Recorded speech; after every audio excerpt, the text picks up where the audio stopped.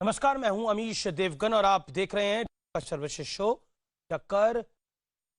दिल्ली से लेकर बंगाल तक सियासत का नया मोर्चा खुल चुका है, क्योंकि पिछले 2 दिनों में मोदी सरकार के 2 दिग्गज मंत्री, गृह मंत्री अमित शाह और रक्षा मंत्री राजनाथ सिंह ने न्यूज 18 नेटवर्क को अपने साक्षात्कार यानी इंटरव्यू दिए हैं। कांग्रेस की सियासत पर दोनों ने जोरदार वार किया है। अमित शाह ने कांग्रेस के नेतृत्व पर बड़ा सवाल उठा दिया है, तो राजनाथ सिंह ने कहा है कि कांग्रेस कोरोना पर कोरी सियासत कर रही है।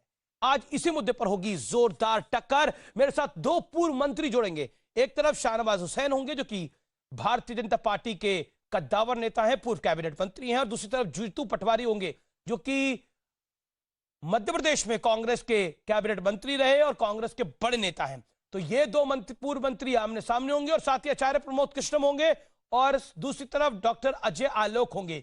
तो आज सीएनबीसी आवाज पर इसी पर होगी जोरदार टक्कर।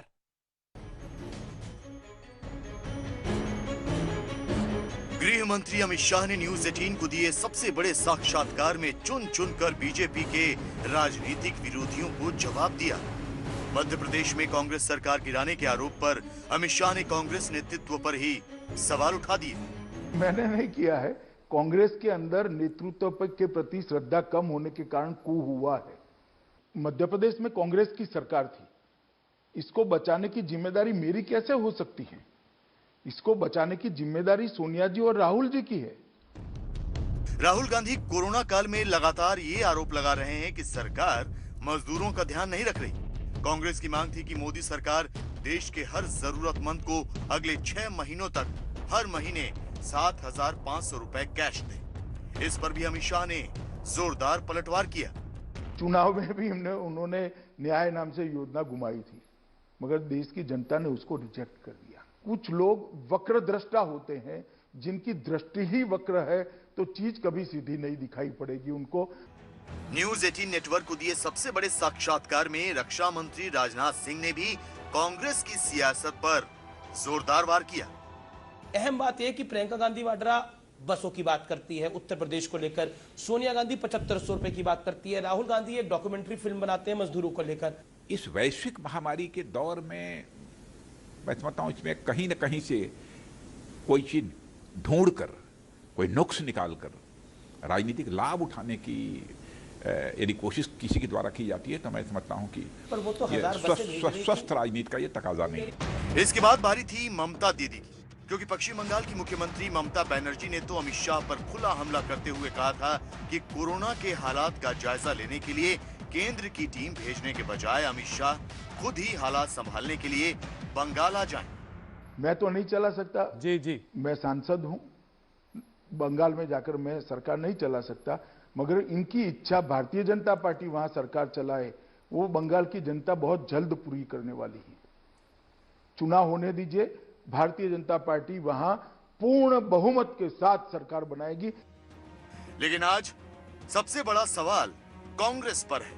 क्या वाकई कांग्रेस में नेतृत्व संकट खड़ा हो चुका है? क्या वाकई कांग्रेस के भीतर नेतृत्व के प्रति विश्वास कम हुआ है?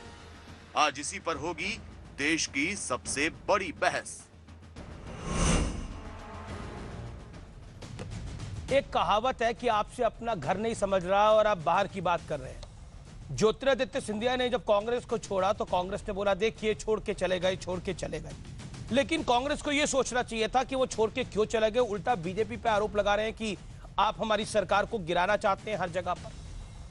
अब महाराष्ट्र का ही अगर हम संदर्भ लें तो राहुल गांधी ने जो बोला, उसके बाद उद्धव ठाकरे से उन्होंने उसी रात को फोन पे बात की, मीडिया को कोस दिया। लेकिन राहुल गांधी ने ये क्यों बोला कि मैं महाराष्ट्र के लिए जवाबदेह नहीं हूं, मेरी सरकार पंजाब में है, छत्तीसगढ़ में है और राजस्थान में है।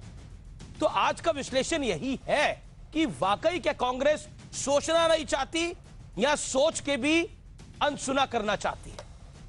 मेरे साथ बात करने के लिए आज मौजूद है शाहनवाज हुसैन, जो कि बीजेपी के पूर्व मंत्री हैं, कद्दावर नेता है, सीनियर स्पोक्स पर्सन है, उनका अभिनंदन है।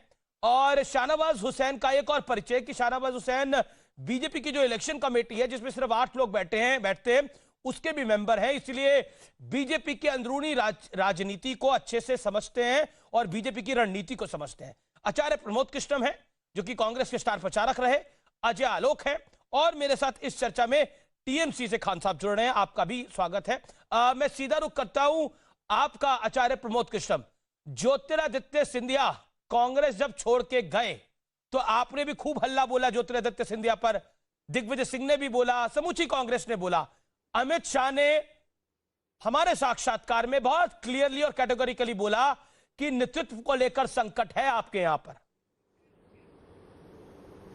एक लॉबी राहुल गांधी के साथ, दूसरी प्रियंका वाड्रा के साथ, तीसरी ओल्ड लॉबी जिसे कहते हैं वो सोनिया गांधी के साथ। आप मुझे नहीं पता कौन सी लॉबी के साथ है।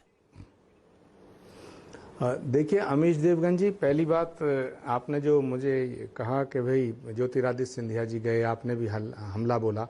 हमला ज्योतिरादित्य सिंधिया जी पे नहीं है, हमला उनके कमिटमेंट्स पे था, हमला उनके उन भाषणों पे था कि जो 1 महीना पहले तक जब मध्य प्रदेश का जब चुनाव हुआ था 1 साल पहले, और जब ये लॉकडाउन हुआ है और उस दरमियान उससे पहले सरकार मध्य प्रदेश की गिरी है, ज्योतिरादित्य सिंधिया जी बीजेपी में गए हैं।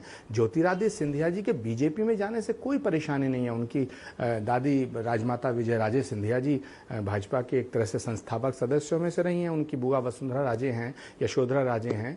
ये विषय नहीं था, विषय ये था कि जिस कमिटमेंट आचार्य जी, ज्योतिरादित्य सिंधिया या सिंधिया परिवार का आप तो पूरा परिचय देने लगे, सिंधिया परिवार का परिचय की मैं बात नहीं कर रहा। आचार्य जी, मैं अगले 30 सेकंड आपके पास रहूंगा। पास दोबारा आप ही किससे सवाल पूछ रहा हूं। मैं पूछ रहा हूं जो अमित शाह ने बोला है कि कांग्रेस में नेतृत्व संकट है, कांग्रेस पहले उससे निपटे। देखिए